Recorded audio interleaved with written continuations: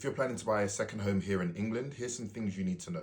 By the way, my name's Ayo. I do personal finance content, so if that's interesting, hit the follow button. There will be an extra 3% on top of normal stamp duty bands. You need to be aware of this. So for example, if you're buying a second home for £400,000, your stamp duty is not going to be £10,000. It's going to be £22,000, an extra 12k representing 3%. And by the way, this applies to holiday homes, buy-to-lets, and this applies even if your first home doesn't have a mortgage anymore.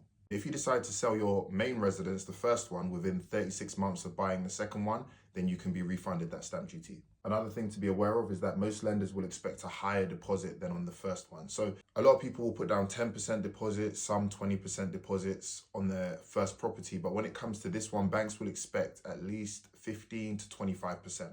They will also be looking for strong affordability across both properties. So they will take into consideration you already have your first one, that you're likely still paying for, and that you want to add a second one. If you're looking to do a buy-to-let, it's most likely they'll be looking for at least 25%. As of April last year, 2025, most English councils have the freedom now to charge a premium on council tax, which means you can pay up to 100% more on a second home. Also be aware, if you plan to use the second property for Airbnb, you're expected to have a different mortgage, different insurance, and be aware that the tax is going to work differently too. If you decide to sell this second property, you'll also probably pay capital gains tax on that second property. That needs to be reported and paid within 60 days. And last but not least, there are some costs that people often forget about a second home. You're still going to need to pay insurance on that empty home. You're still going to have maintenance costs on that home. If it's an apartment or a flat, then you're still going to have service charge to pay.